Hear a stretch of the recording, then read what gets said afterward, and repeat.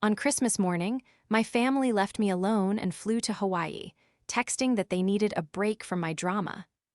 That drama was my grief for my late husband. They didn't know I was the one who controlled their money, so I made one phone call and set a trap they never saw coming. This is where the story truly begins, and you won't want to miss what happens.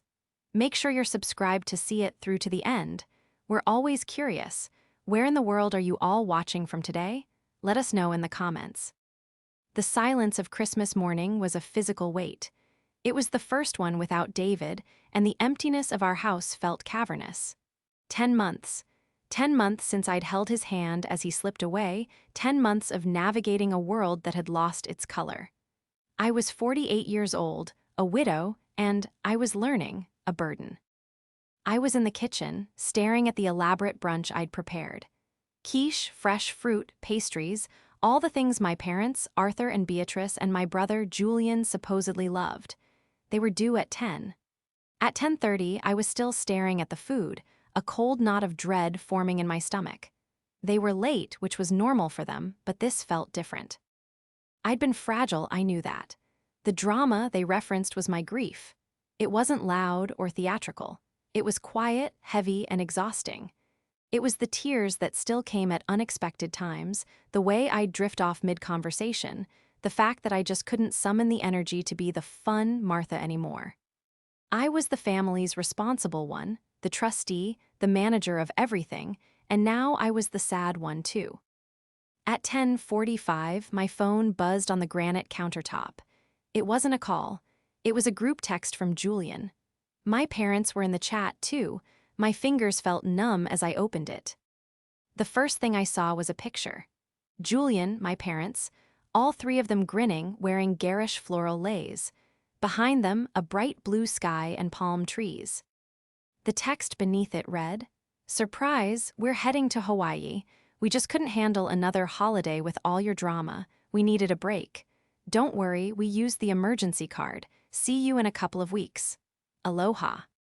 I read it once, then twice. My breath hitched. Your drama, they had left me, on my first Christmas alone. They had packed, driven to the airport, and boarded a plane, all while I was prepping their brunch. The brunch they never intended to eat. I sank onto a kitchen stool, the room spinning. They weren't late. They were on a beach.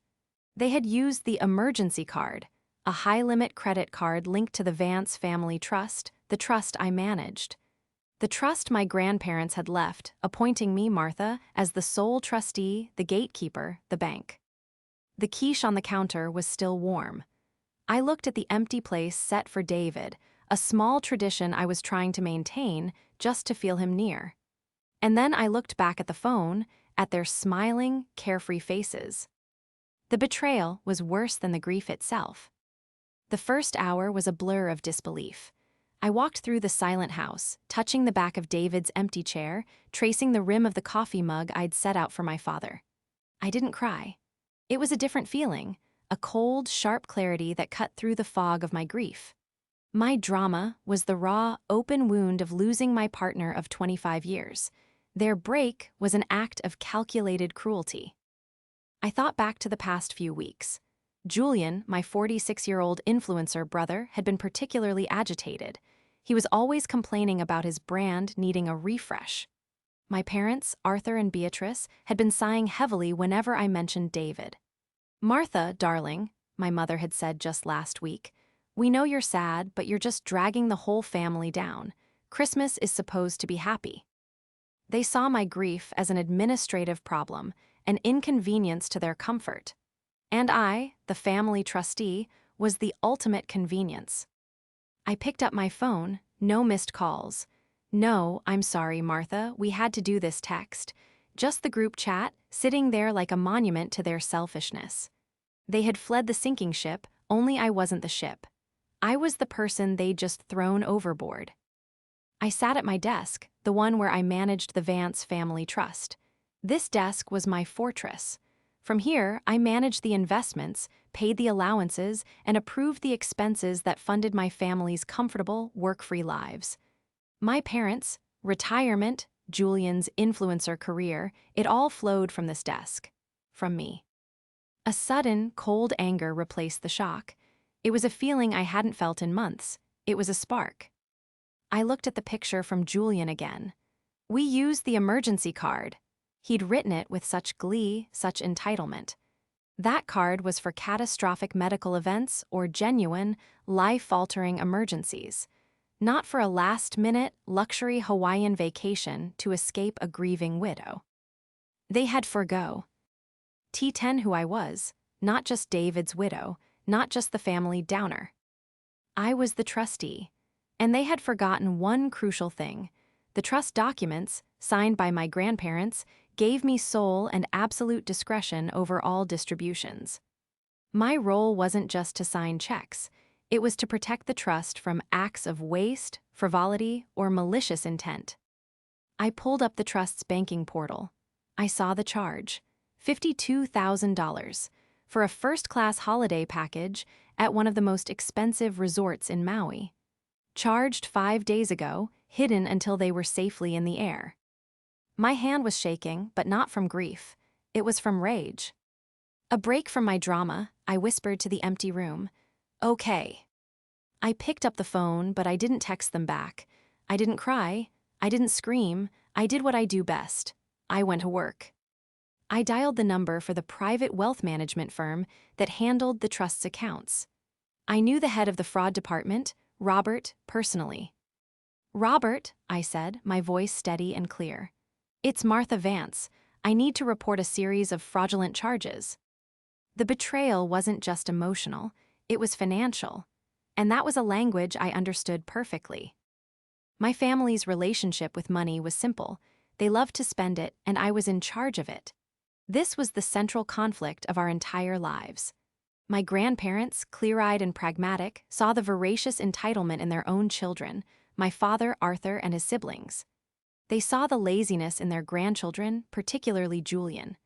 They saw me, the quiet one, the one who balanced her checkbook at 12 and reads stock reports for fun. So, they put me in charge. When they passed, I was 35, and the Vance Family Trust became my responsibility. My burden, my power. My parents, Arthur and Beatrice, were in their early 70s but acted like spoiled 40-year-olds. They had never truly worked. Their retirement was just a continuation of their lives, funded by the trust. They lived in a sprawling, paid-for home, belonged to 3 different country clubs, and believed that discretionary meant mandatory. My father was weak-willed, easily swayed by the last person who spoke to him. My mother, Beatrice, was the social climber, obsessed with appearances. My grief was, to her, a social embarrassment. People are starting to talk, Martha, she'd hissed. They think it's morbid, the way you're still not over it. But the true architect of my family's rot was my brother, Julian. Julian was 46 and had never held a real job. He called himself a lifestyle content creator, which meant he took endless photos of himself in expensive clothes, on expensive vacations, all paid for by the trust. He was charismatic, handsome, and utterly hollow. He saw me not as his sister, but as a miserly CFO who was stifling his brand. For years, he had been the main source of conflict. Martha, I need a $20,000 advance for a collab in Dubai, he'd demand. No, Julian, I'd say, that is not a trust-approved expense. Then came the tantrums, the emotional blackmail, the rallying of our parents. She's so controlling, Dad, it's our money. It wasn't their money, it was the trust's money, and I was its guardian. My husband David had always been my rock, my sounding board against their endless, grasping demands. You're doing the right thing, Marty, he'd say. Your grandparents knew what they were doing. Now, David was gone, and they saw me as weak, vulnerable, and most importantly, alone. The Hawaii plan reeked of Julian. It was his brand of grand, selfish, theatrical cruelty. He had likely convinced my parents that they deserved a break, that their lives were the ones being inconvenienced by my loss. He would have painted me as a black hole of sadness, a vibe killer. We needed a break from your drama. That was Julian's voice, typed out by his manicured fingers, but it was a sentiment my parents had clearly endorsed. They had packed their bags, likely giddy with the thrill of their escape. They had left their grieving daughter and sister behind on her first Christmas alone to go tan. The $52,000 charge wasn't just for a hotel, it was a statement. It was Julian, with my parents' blessing, testing the limits. They thought I was too broken to notice, too lost in my drama to fight back. They thought I was just sad Martha. They had forgotten I was Trustee Vance. I sat at my desk, the trust documents spread out before me. I remembered my grandfather, a stern, kind man, taking my hand the day this was all finalized. "Protect it, Martha," he'd said. "Protect it from them. They will try to burn it all down for a good time. Don't let them." I hadn't just been protecting the money. I had been protecting them from themselves. But as I sat there, the silence of the house pressing in, I realized my protection had a cost, my own well-being. They had drained me dry long before David ever got sick. His illness had just been the final straw. For them, my caregiving, my exhaustion, my eventual grief, it was all just drama to be avoided. I thought about the last 10 months. The hospital visits, the chemo, the late-night vigils. Not once had Julian visited. My parents had come twice, staying for 10 minutes each time, complaining about the hospital parking. "It's all so dreadful," my mother had said, wrinkling her nose at the smell of antiseptic. I had done it all alone, and now I was truly alone. A cold, hard resolve settled in my chest. This wasn't just a betrayal. It was a declaration of war, and they had just given their enemy all the ammunition she would ever need. My call to Robert at the bank was short and precise. "Robert, it's Martha Vance. I need to report the high-limit emergency card for the Vance Trust as stolen, effective immediately. I also need to flag a charge from 5 days ago at the Maui Grand Resort for $52,000 as fraudulent." There was a pause.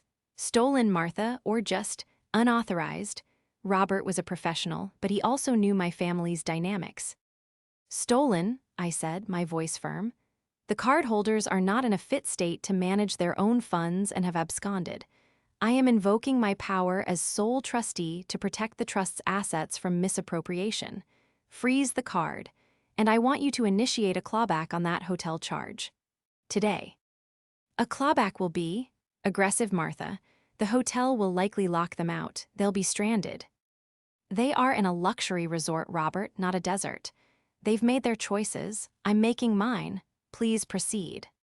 "As you wish, trustee." I hung up. The first domino had fallen. My next call was to my lawyer, a sharp, no-nonsense woman named Sarah. I explained the situation. The text, the charge, the call to Robert. Sarah was quiet for a moment. "Martha, I'm so sorry, first of all. But from a legal standpoint, this is the opportunity you've been waiting for, isn't it?" She was right. For years, I had battled Julian's creative accounting. I had suspected he was skimming, submitting invoices for brand collaborations that were just expensive weekends with his friends. My parents, in their blissful ignorance, signed off on anything he put in front of them. "They've called it drama, Sarah," I said, pacing my study. "They've used the emergency card. They've abandoned me.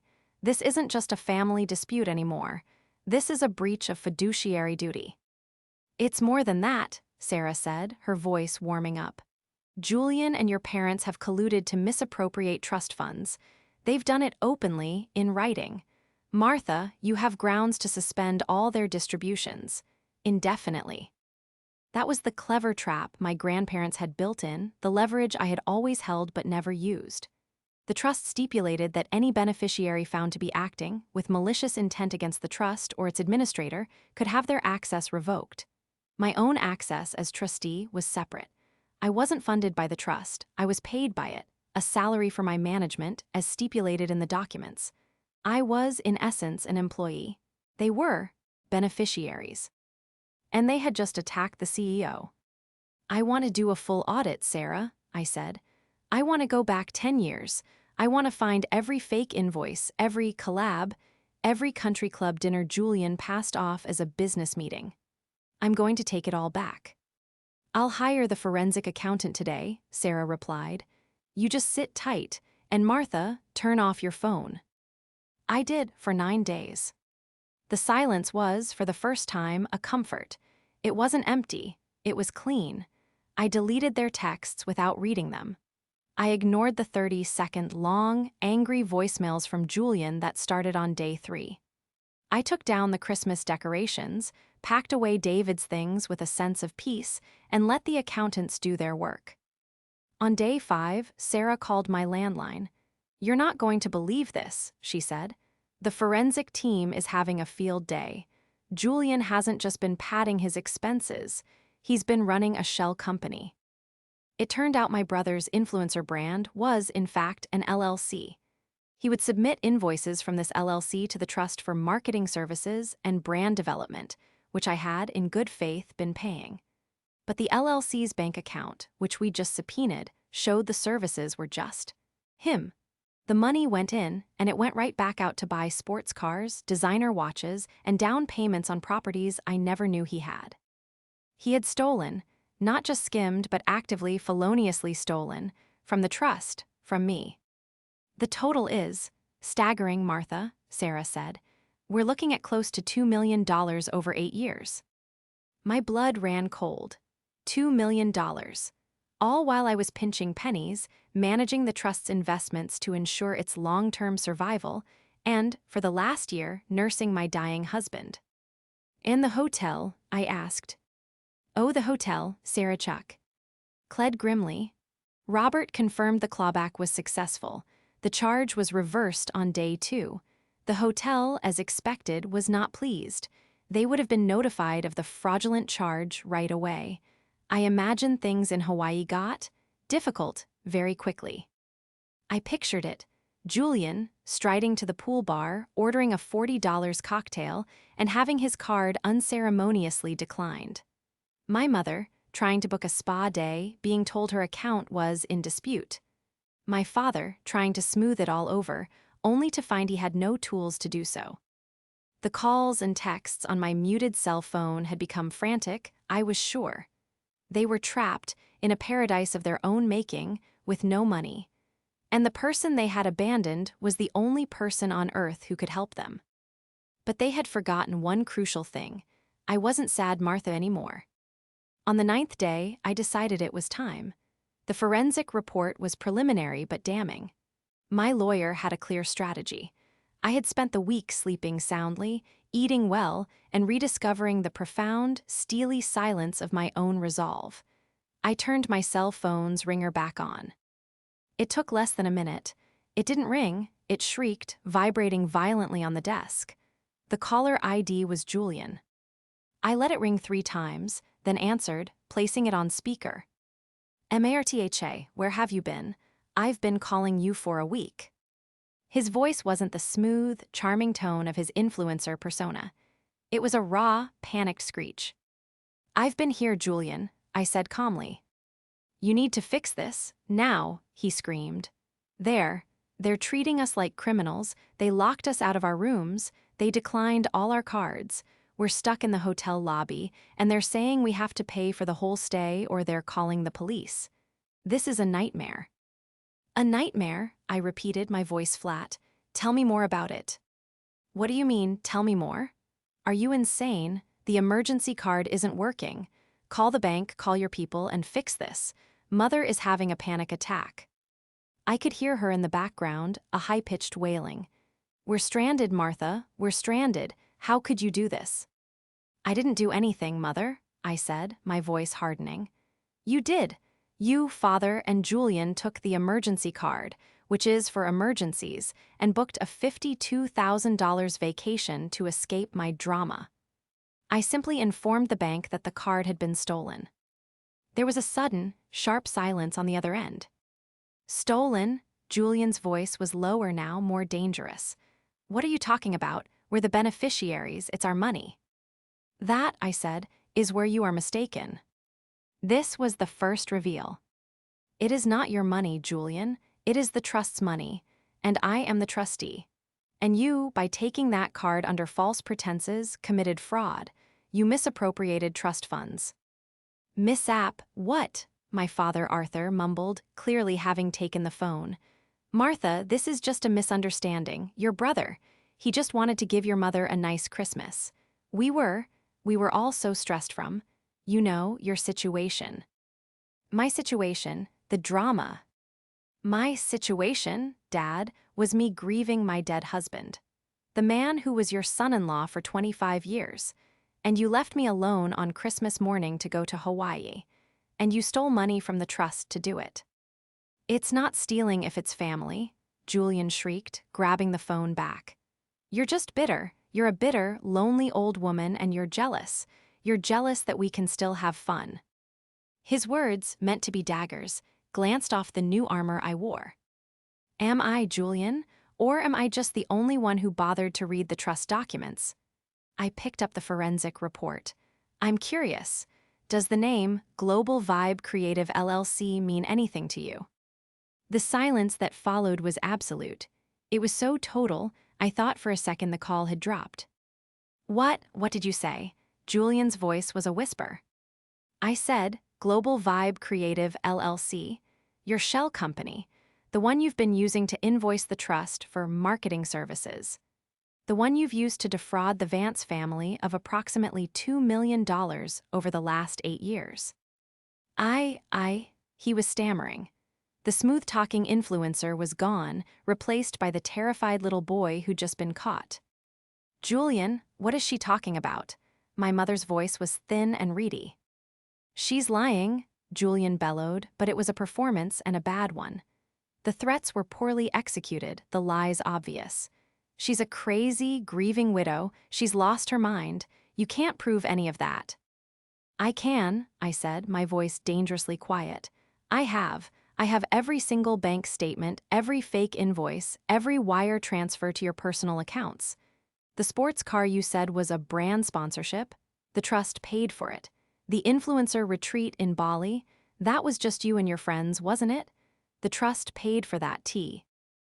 Ew. I heard a thud and my mother started screaming, Arthur, Arthur. My father had apparently fainted.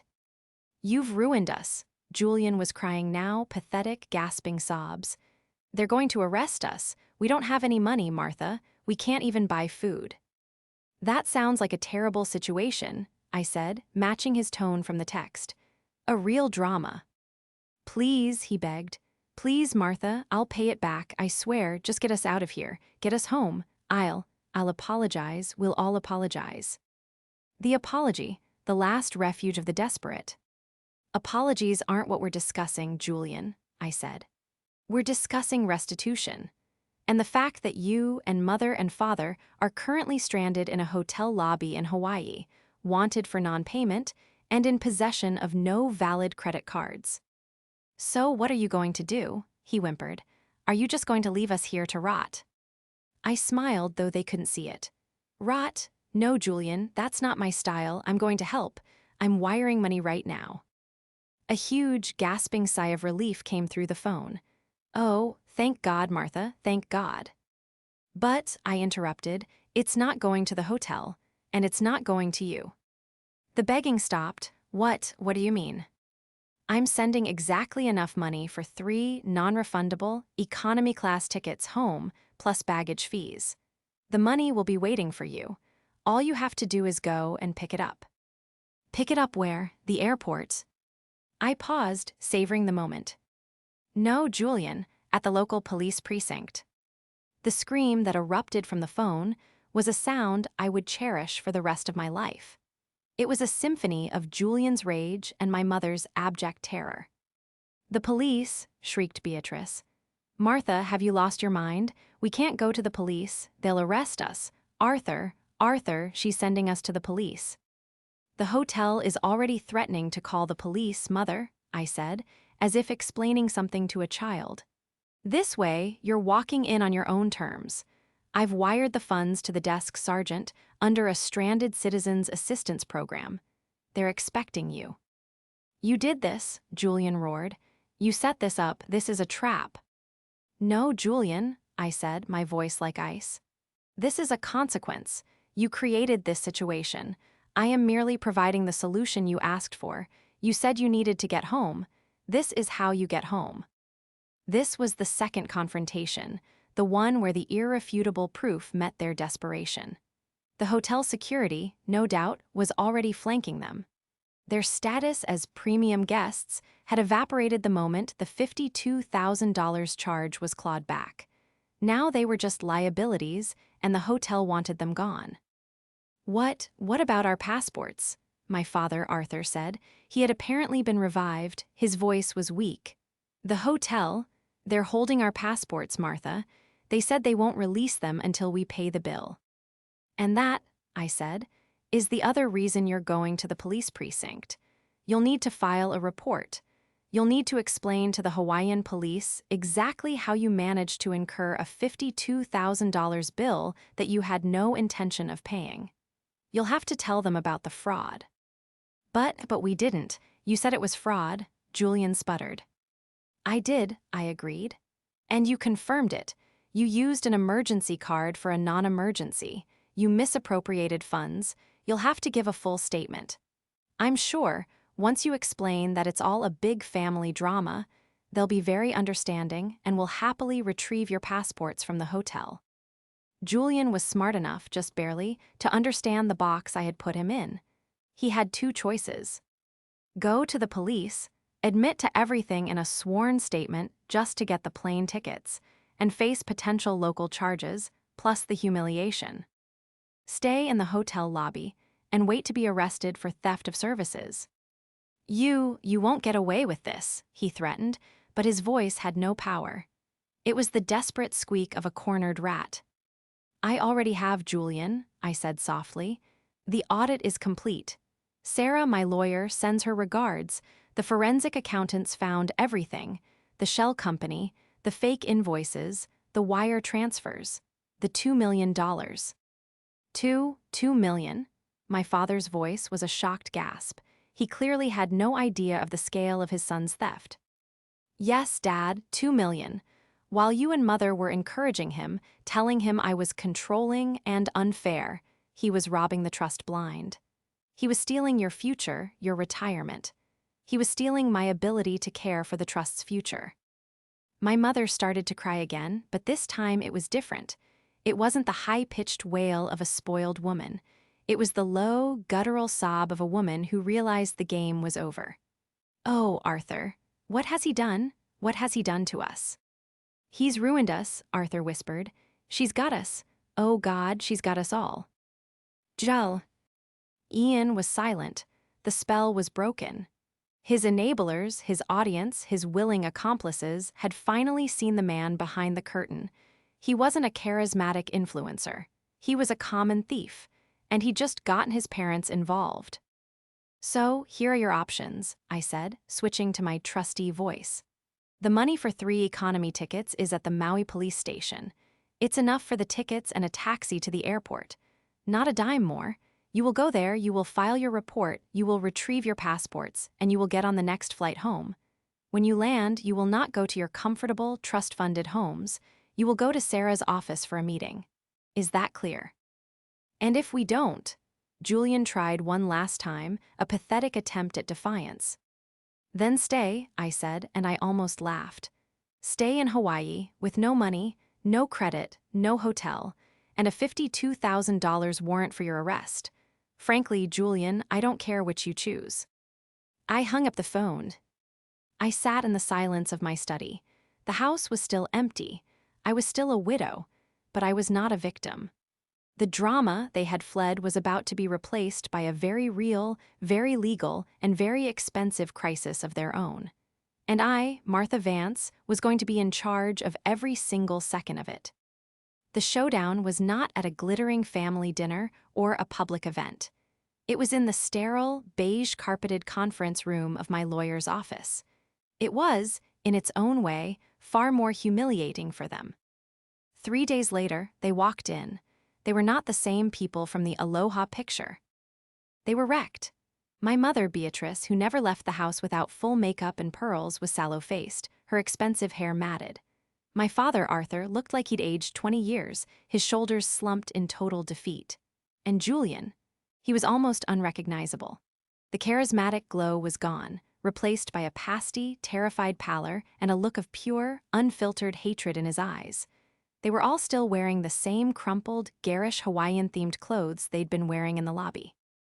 The tickets I'd bought didn't include checked baggage, and they hadn't been able to retrieve their luggage from the hotel. The scent of stale sweat and fear was overwhelming. I was sitting at the head of the table. I was not. I was dressed in a sharp, dark gray suit. My hair was perfect. My makeup was immaculate. Beside me sat Sarah, my lawyer, and a man named Mr. Henderson, the lead forensic accountant. In front of each of them was a thick, spiral-bound book. "Please sit," I said. My voice echoed in the quiet room. They sat down heavily, like puppets with their strings cut. "Welcome back," I said. "I trust your flight was economical." Julian opened his mouth, but Sarah cut him off. "Do not speak, Mr. Vance," she said, without looking up from her papers. "You will listen. You are here in this office as a courtesy. You are not here as beneficiaries. You are here as debtors to the Vance Family Trust." She slid the books toward them. "In front of you is a preliminary report from Mr. Henderson's team. It details, line by line, the $2.13 million you, Julian, have systematically defrauded from the trust over 8 years. You will also see, in Appendix B, a detailed accounting of all non-approved, frivolous expenditures made by you, Arthur and Beatrice, which you co-signed or enabled." My mother gasped, her hand flying to her throat. We didn't." "You did," I said, finally looking her in the eye. "Every spa retreat for Julian, every networking trip that was just a vacation. Every time you told me I was too strict and controlling and signed off on his expense reports behind my back.